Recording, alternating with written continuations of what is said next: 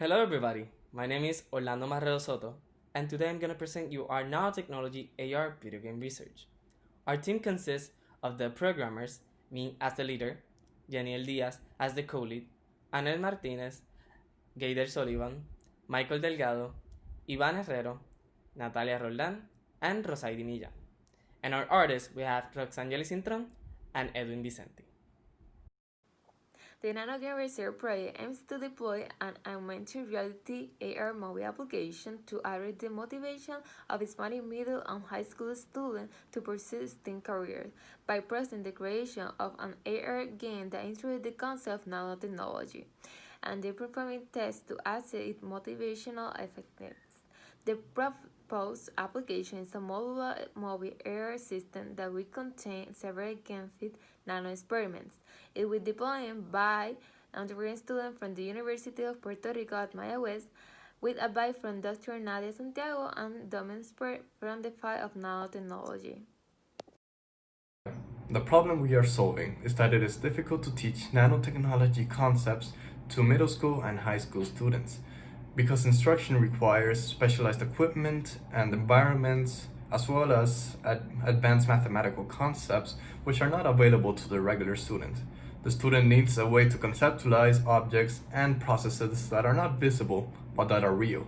Augmented reality is our solution, allowing access to the nano world through interactive visualization of the concepts. Making an AR game makes learning difficult concepts fun instead of scary.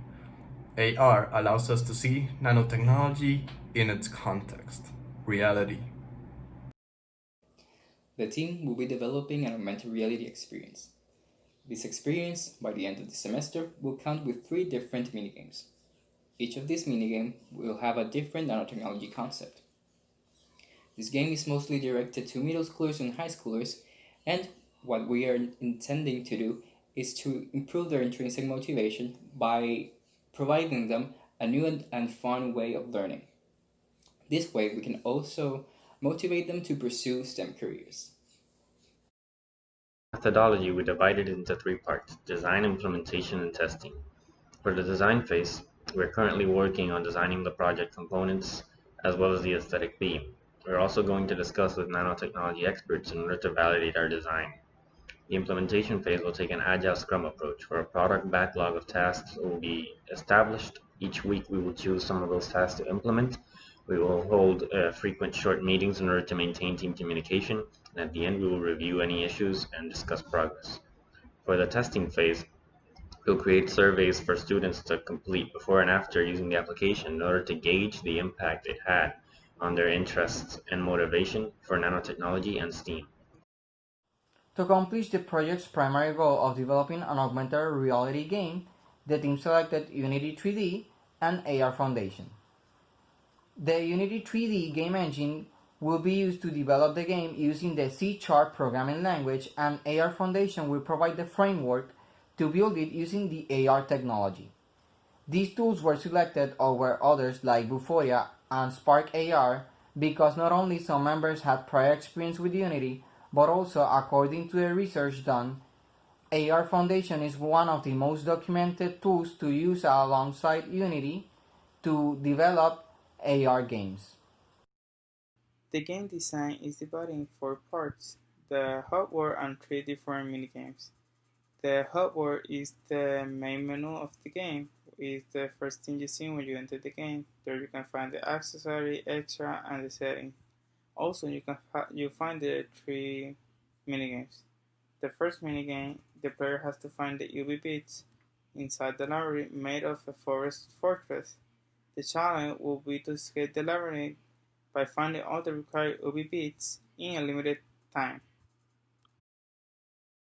In minigame number 2, the player is set to play the role of a nanoparticle doctor who is required to fix anomalies in each organism's nanobody. Once inside the organism, the player must locate damaged DNA strands that require to be fixed immediately. Once the player locates the damaged DNA strands, he will be able to analyze and verify what is missing of them in order to be able to fix them.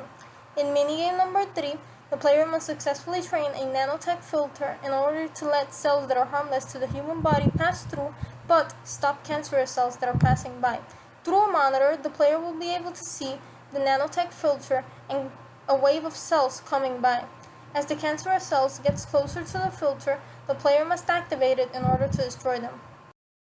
I will be presenting the project metrics or goals. In the short term, we expect to complete the minimum viable product, which we have defined as the hub world and one of the 3 levels in the game. Additionally, we want to make sure that the team grows professionally and personally by involving each team member in every part of the project. In the long term, we expect to release the AR application in both iOS and Android operating systems. This will increase the number of players that download the game. Finally, we want to measure the educational impact of the application. Are students really learning the concepts we are trying to teach them throughout the game? Are students motivated to learn or eventually pursue careers involving these topics? These are the questions we look to answer. The audiences for this project are middle and high school students from public schools. This video game mode covers 2 industries, education and entertainment. On education serves as a visual tool to teach nanotechnology topics and motivate to follow STEM careers. And on entertainment, with this video game mode, serves as fun and distraction. This combination creates a positive growth on the success of this app because it covers a broader market. I want to thank you for taking the time to getting to know us and getting to know our research. If you want to contact us, you can scan the following QR codes for our information. Once again, thank you so much and have a nice day.